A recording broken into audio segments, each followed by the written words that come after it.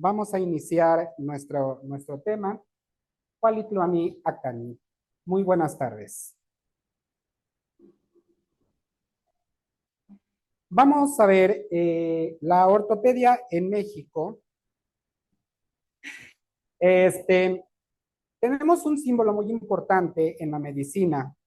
No solamente ese símbolo que nosotros tenemos como el bastón con la serpiente o el bastón con las serpientes, sino que también en México tenemos una serpiente que es Quetzalcóatl, ¿sí? Quetzalcóatl, que es una serpiente de plumas preciosas. Ahí está la división, lo que es Quetzal, que es, son plumas preciosas, y Coatl, que es, hablamos de la serpiente, ¿sí? Este es un dios de nuestra mitología mexica, pero que además lo vemos representado en cada paso que nosotros vemos en la arquitectura prehispánica.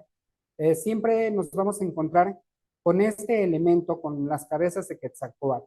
Pues ya que Quetzalcóatl es uno de los dioses que brinda una divinidad a la cultura en cuanto a vida, a cuanto a luz, fertilidad, civilización y conocimiento. Los mexicas era un pueblo, como todas las tribus y etnias en México, eran pueblos vastamente inteligentes, eran vastamente personas que tenían conocimientos verdaderamente sorprendentes, ¿sí? En ocasiones también a Quetzalcóatl lo presentan como el Señor de los Vientos, pero además a él se le da la presentación en el color blanco. Un blanco que ocupan los médicos en sus batas, un blanco que orgullosamente ocupamos enfermería en nuestros uniformes. Vamos a hacer una pequeña comparativa porque vámonos tantito a Grecia, vamos a salirnos tantito de la Tenochtitlán y vámonos a Grecia en los elementos que hoy conocemos de la medicina, que es ese bastón con la serpiente. Y que tiene estos elementos importantes. Uno de ellos es la vara de Esculapio. Sí, Esculapio es un dios. Acuérdense que uno es el dios de la medicina y otro es el padre de la medicina. ¿Sí? Y que Esculapio pues también tiene por ahí su historia en que él mató a una serpiente con su bastón cuando él iba de visita a ver a Glauco. Entonces, llega a la casa de Glauco, le pica la serpiente, llega Esculapio y lo mata con el bastón. Y entonces es así como inicialmente tendríamos que ver el bastón de la medicina, un vástago de mando y la serpiente. Pero después llega, como todo en la vida hay mercadotecnia y hay ventas, ¿verdad? Pues entonces llega Hermes. Hermes con el poderío de que él tenía como dios, él se dedicaba precisamente a los negocios. Y él para poder hacer negocios necesitaba unas alas. Por eso es que vemos del otro lado, ¿verdad? Aquí tenemos las alas que este Hermes ocupaba para volar y poder entonces hacer negociaciones. ¿Para qué negociaba? Para hacer negociaciones con la gente que necesitara de la salud. Y por eso es que de un lado está la serpiente de la salud, del otro lado tiene la serpiente de la negociación, pero al lado, obviamente, por el dios Hermes. Y es así como concretamos entonces la simbología de la medicina. Un vástago, dos serpientes, sí, porque de alguna manera, pues la medicina de alguna manera genera recursos y todo el mundo sabemos que todo trabajo debe ser remunerado, sí, definitivamente. Y si ustedes se dan cuenta, en lo que Grecia trabajaba dos serpientes y unas alas, en la Tenochtitlán teníamos una serpiente con alas, una serpiente que representaba todo en cuanto a salud, pero que finalmente, como buen pueblo mexicano, todo es altruista. Entonces, no tenía cobro. Vamos a empezar. Las antiguas civilizaciones que florecieron en lo que hoy es nuestra República Mexicana dejaron un legado médico extraordinariamente rico, lo que puede constatarse en un nutrido acervo botánico. Hay que recordar que en México hasta la fecha y todavía cuando tenemos o los que tienen abuelitas, nos duele el estómago, nos duele la cabeza, son chequeadores, son tecitos, etcétera, etcétera. Entonces México es muy vasto en la situación de tener medicina tradicionalista, medicina a base de hierbas, que hoy ya tenemos la normativa 0372, que nos regula precisamente toda esta situación de incluso de poder ofrecer té a cualquier persona. Los remedios con base de plantas y animales y minerales fueron de mucha utilidad para contrarrestar el azote de múltiples enfermedades que todavía nos ocupan en la actualidad, desde las artrosis, que son los desgastes de las articulaciones, hasta las caries. A decir de lo que sabemos del pueblo mexica como un pueblo muy sangriento, ciertamente el pueblo mexica era un pueblo guerrero, era un pueblo que le gustaba mucho tener conflictos con otras etnias, con otras tribus, pero en sí el pueblo como tal, la tribu como tal, se cuidaba.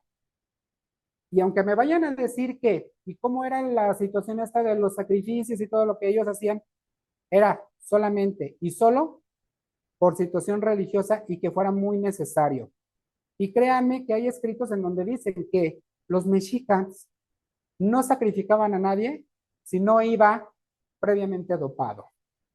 Tenía que tener un dopaje. Previamente, pues les daban algún tecito o algo para que subieran con esa alegría a ofrecer la vida, ¿sí? Estas culturas se vieron amenazadas por el dolor, la enfermedad y la muerte, situaciones a las que debieron enfrentarse con todos los medios disponibles, con todo lo que el pueblo mexica pudiera encontrar y pudiera descubrir, porque además podemos decir que el pueblo mexica tenía científicos. ¿Cómo es que sabían que la manzanilla podía ser un antiséptico y era algo bueno para situaciones de infecciones que pues ellos no llamaban a las infecciones como hoy decimos una sepsis o tiene una infección de tal? Ellos llamaban pudrimiento de la carne. Cuando la gente la carne estaba pudriendo, ellos lavaban con manzanilla, ellos lavaban con otras cosas. A diferencia de Europa, que en esos años veíamos que estaban peleados con el agua porque no se bañaban tan seguido y por eso ocupaban semejantes vestidones y el abanico, ¿verdad? A decir de esto, en Tenochtitlán les encantaba el agua y nuestros ancestros se bañaban 2 veces. Pero ellos también sabían que no podían practicar medicina sin una previa lavadura de la piel. Perdón, estoy hablando en esta situación porque estoy hablando del pueblo mexica a las palabras de nuestros ancestros, de cómo ellos, por eso no ocupo palabras de asepsia o antisepsia, ¿sí? Porque me vería muy técnico. Yo quiero verme hoy muy orgullosamente hablar de mi pueblo mexica, de cómo ellos veían las cosas. Y es por eso entonces en la historia de la medicina prehispánica ha sido tema de sumo interés para los historiadores e investigadores que buscan conocer a fondo todas las diferentes enfermedades que afectaban a la población, así como las formas de tratamiento y curación llevadas a cabo por médicos y cirujanos de las distintas culturas. ¿Cómo? ¿Los mexicas tenían cirujanos? Sí, señor. ¿Los mexicas tenían médicos? Sí, señor. Los médicos eran llamados Itzitl. Era el nombre que se le daba tanto a hombres como mujeres. Entonces, en el pueblo mexica no existía la discriminación, ni lo que hoy llaman lenguaje inclusivo. Aquí habían hombres y mujeres médicos que ejercían la medicina, llamados Itzitl, que más tarde les dieron nombre de brujos, les dieron nombre de hierberos, les dieron nombre de lo que quieran, pero originalmente era su nombre y era un término que se aplicaba por igual para todos, lo cual es loable porque vemos que entonces nos estamos topando con un pueblo muy educado, muy sabido de lo que ellos hacían como cultura y como todo lo que ellos pudieran manejar eh, dentro del pueblo mexica. Las más importantes civilizaciones de México son principalmente la Olmeca. La Olmeca es del periodo preclásico y habla de 2500 años antes de Cristo. Los olmecas fueron y llegaron hasta el año 200 después de Cristo. No, no es que haya desaparecido esta tribu olmeca. Ellos siguieron, pero su popularidad, digamos, que bajó. Y entonces viene la cultura teotihuacana y la cultura maya en el periodo clásico, que es el año 200 después de Cristo hasta el año 900. También tuvo su auge y tuvo sus aportaciones. Pero la cultura más joven, la más interesante, es la cultura mexica, ¿sí? Aquellos hombres que salieron de aquel poblado de Aztlán buscando una tierra prometida. Esa tierra en donde tenían que encontrar al águila devorando una serpiente arriba de un nopal, ¿sí? Y entonces esta cultura mexica es del año 900 al 1521 después de Cristo. Aquí, ¿por qué en el 1521? Porque para el año acuérdense que en 1492 viene la conquista, llega Hernán Cortés a América y viene la conquista de estas tierras. Para el año de 1521, pues ya la población como tal mexica o los naturales, así llamados por los españoles, pues ya fueron desapareciendo como tal. Pero que el día de hoy, 2023, no ha desaparecido la lengua náhuatl, lo cual celebro y que me llena de mucho orgullo.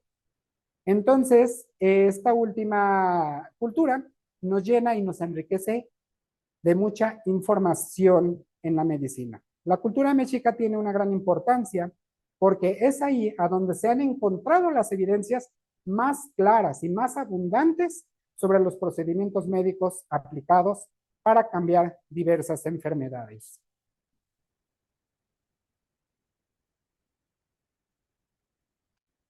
La ortopedia es una rama de la medicina dedicada específicamente al estudio, prevención, restablecimiento de la función del sistema óseo, de sus articulaciones y estructuras.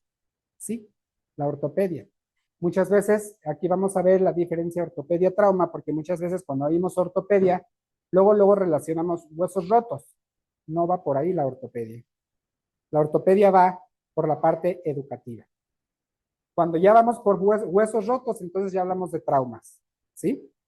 La ortopedia se practicaba ya desde la antigüedad, pues desde el seguimiento del género humano se han dado dolencias de esta índole. Pero además en el pueblo mexica, sumamos que era un pueblo bélico y que peleaba constantemente, salían a pelear y guerrero que no regresara con un hueso roto era guerrero que no tenía participación o no había tenido verdaderamente una valiosa participación dentro de, ¿sí? Y esto no era un motivo de orgullo, sí, porque regresar con un hueso roto era como regresar con una gloria o como regresar con un trofeo. Pero más sin embargo, el pueblo mexica se preocupaba en darle reparación a ese hueso. ¿Para qué? Para que siguiera siendo funcional a la vida. Ahora me detengo un poquito y los voy a sacar de América y nos vamos a ir a Egipto. Vamos a ver aquí diferencias. Cuando entonces creíamos que la Tierra era plana, bueno, los europeos creían que la Tierra era plana porque seguramente los mexicas como los mayas sí sabían que la Tierra era redonda y había en algún otro lugar más vida. No existía los medios de transporte. En el antiguo Egipto, las fracturas se vendaban y se entablillaban con madera cubierta de lino que eran tomadas de raíces de plantas propias del Egipto. Y estas fibras se ocupaban obviamente para hacer vendajes y entablillar a las personas y poder inmovilizar la extremidad o la fractura y así poder corregir. Pero, ¿qué pasa con el yeso? Digo, ya no vamos a hablar de las férulas prefabricadas, como no quiero hacer promociones, fábricas que han hecho hoy una evolución del vendaje para ferulizar piernas, para ferulizar brazos. ¿Qué pasa? Aquí Egipto no tiene este tipo de férula, solamente nos habla de entablillar y vendar. Y bueno, ¿y qué nos dirá Grecia? Los griegos, ahora sí, el padre de la medicina, Hipócrates, en el siglo V antes de Cristo, las técnicas de tracción continuaban la inmovilización con férulas. Pero eran férulas con compresión progresiva, con vendajes a la extensión y contraextensión de los miembros. Pero seguimos y yo sigo sin escuchar. ¿Había yeso? ¿O había algo? No. Pero ya también Grecia, pero ya también Egipto y seguramente otras culturas ya practicaban este tipo de medicina curativa para la reducción y consolidación ósea. Vamos a ver que en la Edad Media, Guy de Chihuahua, cirujano y profesor de aquella época medieval, hizo una aportación novedosa. Fíjense, Egipto dijo tracción, y entonces los héroes dicen, vamos a traccionar. Tal vez entre ellos sí había comunicación, porque estamos hablando de aquellos continentes. Pero no existía la comunicación con nuestra cultura mexica.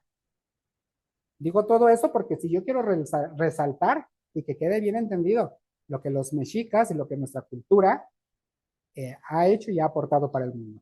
¿Sí? Y dice de Guy, agrega algo novedoso en el campo de la traumatología y ortopedia al utilizar la tracción mediante peso. O sea, traccionaba y ponía peso, poleas o lo que fuera, peso. Esa es su única aportación de Guy. Y entonces así, la ciencia va sumando y va sumando y va sumando situaciones en donde empieza entonces a documentarse y dejan de hacer tratamientos empíricos para poder hacer tratamientos totalmente científicos y con una respuesta positiva. Y más tarde viene el doctor Nicolás Andri, doctor de la medicina y profesor adjunto y decano radicado en París, que publica en el año de 1741 un libro que dice que es el arte de corregir y prevenir deformidades en niños por métodos que pueden ser fácilmente aplicados por los mismos padres y los encargados de la educación. Estamos hablando, sí, de los profesores. Dicen, ¿cómo caramba? A ver, ¿cómo está eso? A ver, aquí Guy le da el nombre científico a la especialidad de ortopedia como ortopedia.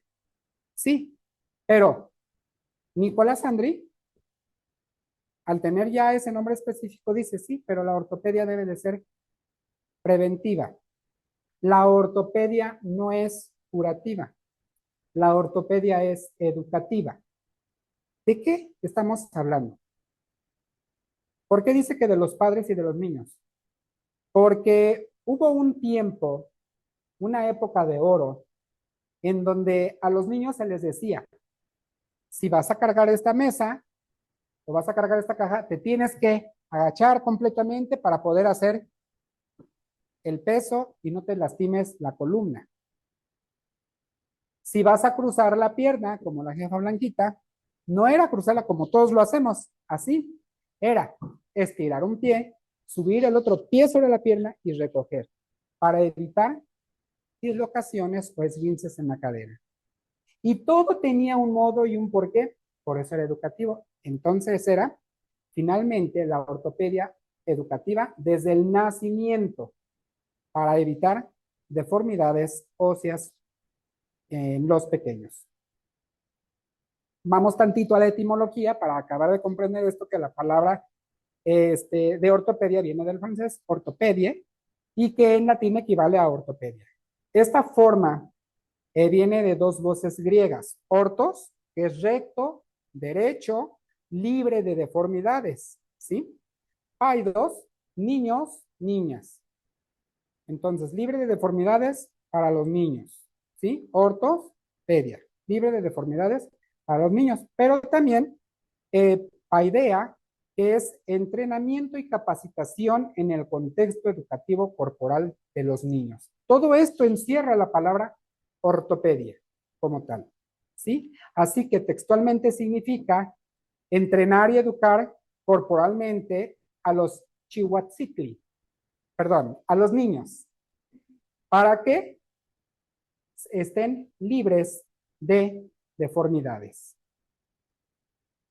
La ortopedia en el periodo prehispánico, regresemos nuevamente a nuestro pueblo mexica, evidente, ahora que ya sabemos lo que hace Egipto y lo que ha hecho Grecia, lo que hizo Debú y lo que hizo el maestro Nicolás, vamos a ver qué pasaba con el pueblo mexica. Veamos que ellos no tuvieron ningún contacto ni con Debú, ni con el maestro Nicolás, ni con nadie de ellos.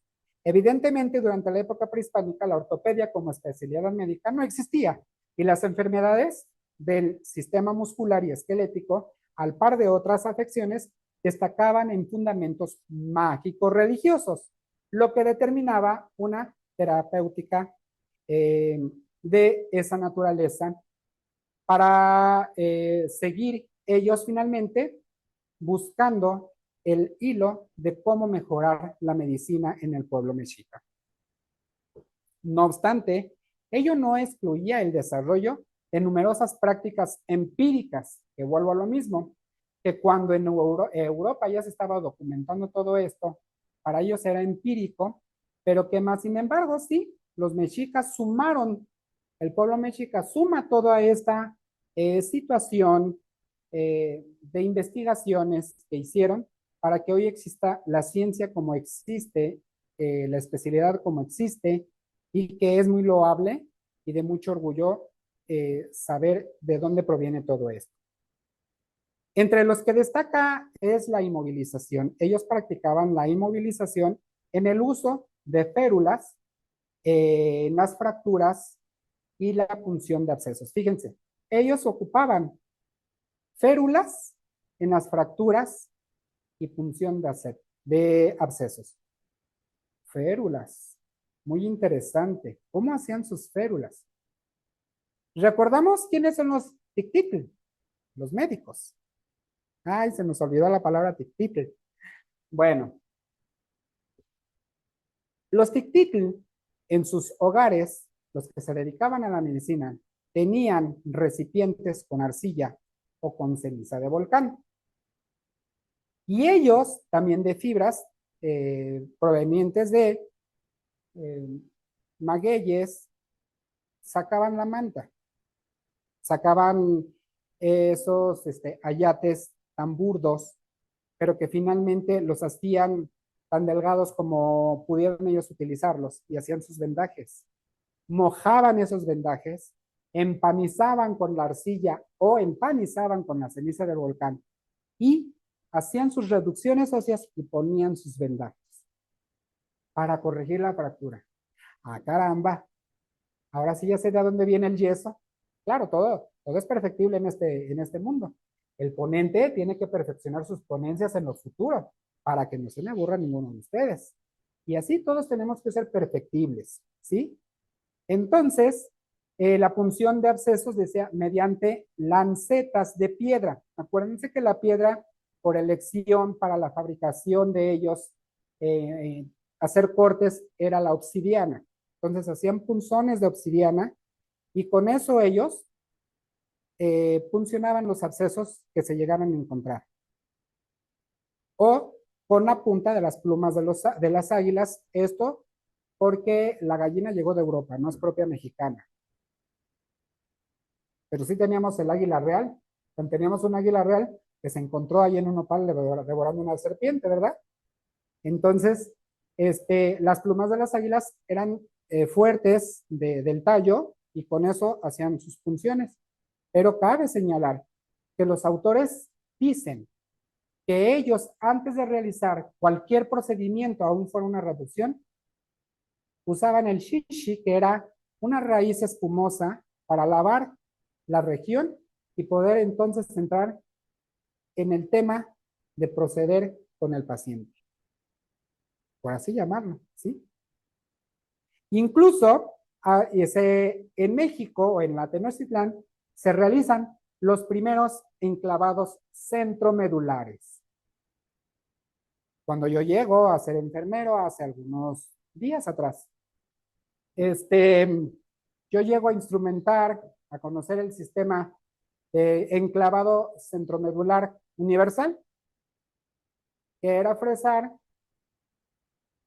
el hueso, la luz del hueso, húmero, fémur, mediante a unas varillas guías con oliva para que la fresa no se me fuera a quedar dentro del canal medular. Y cuando ya se iba a insertar el clavo, se sacaba esa fresa, se sacaba esa guía, se metía otra guía y se metía el enclavado. Y entonces yo, wow, ¿no? Y yo creyendo que toda esta tecnología venía de Alemania, sí, la han perfeccionado en Alemania. Por supuesto que todas estas cosas se han perfeccionado en otros lugares. Por eso es que muy asertivamente dicen que en México no somos ricos porque no queremos. Pero el primer enclavado centromedular ha sido orgullosamente Made in Mexico. ¿Sí? Entonces, este, camina el tiempo, ¿verdad? Y todo se va perfeccionando. En el sentido de lo más valioso de fuentes de información, Fray Bernardino de Sahagún, hay que recordar que cuando llega la conquista a México son los frailes franciscanos que llegan al tema de evangelización del pueblo mexica y estaban muy al pendientes de lo que ellos hacían. Y Fray Bernardino de Sahagún le gustaba mucho escribir lo que hacían los mexicas, pero sobre todo en el ámbito de salud, ¿sí?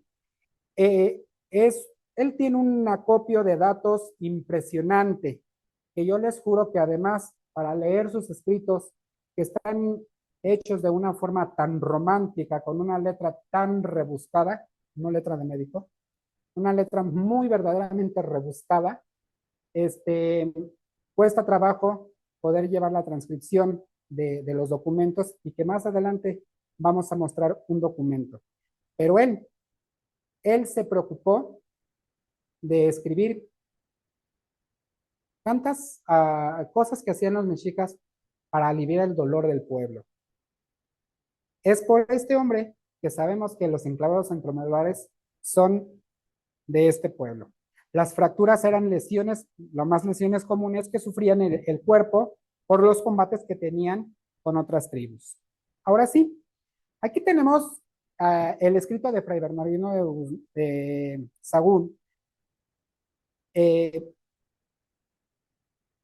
Lo vamos a ir leyendo poco a poco, lo vamos a ir desglosando y vamos a ir tomando en cuenta cada una de sus palabras y las vamos a ir traduciendo al lenguaje que ustedes y yo sabemos que es.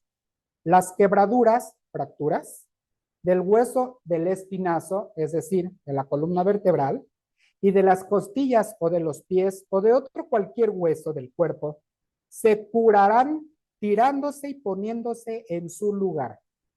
Eso escribía Fray de lo que hacían los mexicas. Se curaban tirándose y poniéndose en su lugar, es decir, hacían la reducción de las fracturas. Después de lo cual se ha de poner encima de tal quebradura la raíz molida de una hierba llamada sazalí, que también les voy a dar. Me tuve que meter a la botánica antigua porque ya no encontramos el sazalí. Bueno, fui con las hierberas y tampoco las hierberas conocen el sazalí, pero me voy sorprendiendo que era una hierba antiséptica, antiemética, anti todo lo que ustedes quieran, y que por eso le tenían una fe bárbara, porque llevaba verdaderamente a desinflamar. Y decía entonces que se ponía a la redonda, es decir, alrededor, ¿sí? Una vez puesto el sazalic, se ponía alrededor algunas tablillas para atarse bien, porque no se fuera a tornar a desconcentrar la fractura, es decir, no se fuera a desplazar, en pocas palabras, ¿sí? Y así a la redonda de tal quebradura, estuviese hinchada la carne, se habría de punzar y poner la raíz llamada sazalic. Es decir, hacían un síndrome comportamental y entonces tenían que funcionar, ¿verdad? Sí, sí sabemos lo que estamos hablando. Entonces, ponían esa hierba sazalic, ¿para qué? Pues para que desinflamara, ¿sí? El sazalic también la combinaban, obviamente, mezclada con otra raíz que se llamaba temamatle.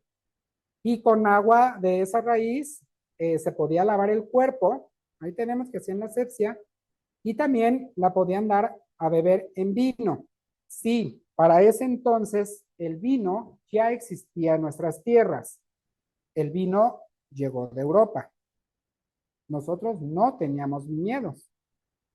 Acuérdense que la bebida de los reyes era el pulque, o sigue siendo el pulque, ¿sí? El aguamiel. Pero para eso entonces ya había vino, y bueno, pues les gustó el vino, y pues vamos a hacer una mezcla de la raíz con el vino, y se tomaban algunos baños, y yo creo que también se la tomaban, y cuando se sintieran alguna comezón, entonces indicaba que el cuerpo estaba sanando. Untarse con la hierba llamada Shipetziu, mezclada con la raíz llamada Itzak Sasali. Era para desinflamar y además era antiséptica y además todo. Pero hasta aquí, mis queridos colegas y médicos, ¿tenemos médicos también? Sí, ¿no? ¿Tenemos médicos? Ay, bueno, somos libres. Ah, no, perdón, soy un estudiante de medicina, pero seguimos siendo libres. Hasta aquí, tenemos todo un manejo conservador antes de llegar a la cirugía. Qué interesante. Porque si nada de esto funcionaba, dice, pero acaso de que este tratamiento no bastara para curar la fractura, entonces se procede a cortar la carne, incidir. No se me asusten, incidir. La carne, ¿sí? Se levantaba por encima del hueso y se legra, es decir, se raspa, si sabemos que es legrar, se sigue ocupando esa palabra, la superficie del hueso, y con el hueso descubierto se metía allí un palo resinoso de pino tallado. ¿Qué era qué? El locote. ¿Quién conoce el locote? ¿Sí lo conocen? Sí, claro. Lo llevan hoy prendido aquí, en su solapa. Y ahora que viene el Día de Muertos, lo pueden ocupar para sus ofrendas, para prender su copal y poderlo, ¿ok? Bueno, y entonces ponían hacían la reducción con este palo, pero no crean que cortaban no, le daban forma, lo tallaban, le daban forma, lo hacían llorar obviamente con fuego, y una vez que estaba gretinoso, resinoso, hacían la reducción y hacían el enclavado centromedular, ¿sí? Y posteriormente, ¿verdad? En el interior del hueso se ataba el carrizo óseo. Habla del hueso, se ataba el carrizo óseo, ¿sí? Y se cierra la carne con patli. Entonces también teníamos suturas, sí, también teníamos suturas, que era tomada de las puntas más tiernas del maguey.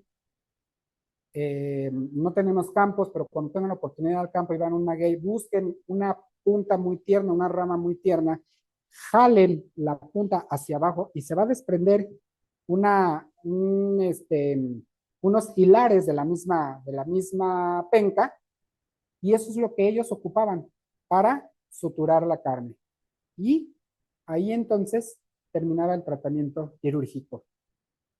Pero si ustedes están interesados, ¿qué más hacían? Yo estoy hablando más de la ortopedia, porque había mucho que hacer. Están ahí los escritos de Fray Bernardino de Sahagún. No muy difícilmente lo van a encontrar, muy poco van a encontrar en internet. En la biblioteca de Valderas, en la Biblioteca México, ahí van a encontrar los escritos completos de Fray Bernardino de Sahagún. Y bueno, llevan mucho tiempo, mucha paciencia, porque tienen que, para poder desglosar el romanticismo con que Fray describe todo esto. Y en el libro de botánica encontramos aquí el sasali, ¿verdad? Esta es la hierba del sasali y todas sus providencias y beneficios que tiene esta hierba, y que era tan común que la usaban los pititos, ¿sí?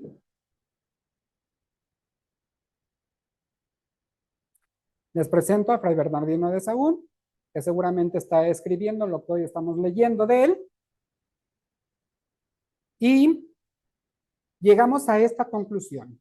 La cultura mexica, olmeca, teotihuacana y maya, que fueron de las más grandes culturas que habilitaron la cultura del territorio mexicano, poseían amplia gama de conocimientos ortopédicos, desde cómo tratar una simple fractura hasta la artritis reumatoide, aunque la forma empírica y con dependencia total de los dioses para curar este tipo de enfermedades. Y eso solo por hablar de la medicina en ortopedia, porque también eran astrónomos, y tenían tantas facultades para hacer y tantas aportaciones que da la cultura mexica al mundo. Los tratamientos y diversas formas de curación se realizan con base en extractos de plantas, animales y minerales, recursos que fueron aprovechados al máximo por los médicos prehispánicos. Hoy todavía, porque hoy tenemos una sutura proveniente de los intestinos de la vaca, que es el catgut crómico, y que, bueno, pues ahora, después de ser una estructura muy económica, después de que viene toda esta situación de la gripa vacuna, pues ahora es de las estructuras más caras porque hoy las vacas las tienen prácticamente en adoración, a que no se vayan a enfermar de nada, para que sean suturas verdaderamente sanas, porque van finalmente al cuerpo humano, ¿verdad? Entonces, en México antiguo en especial los mexicas, se convirtieron en los primeros ortopedistas, de tal suerte de que para la ortopedia mexicana se deriva del sincretismo de conceptos nativos y europeos manifestados en una cultura médica de primera magnitud. Es así como orgullosamente México aporta tantos beneficios a nuestra, a nuestra medicina, a lo que hoy practicamos y que seguimos practicando el tratamiento conservador, y si no sirve el conservador vamos a lo quirúrgico, y si no sirve lo quirúrgico pues entonces ya nos pasamos con el chamán y lo que nos pueda ayudar. Entonces, pues gracias a todas estas aportaciones y a los mexicas que encontraron al águila sobre el nopal devorando a la serpiente, hoy tenemos un México muy lleno de muchas cosas en la que como mexicanos debemos de enorgullecernos. Y bueno, pues no me resta más que agradecer nuevamente a cada uno de ustedes el tiempo, la presencia para esta breve ponencia, pero que me parecía muy importante para saber qué importantes somos en el mundo como pueblo mexica. Y bueno, Tlaxcamati, Cuali, Ali.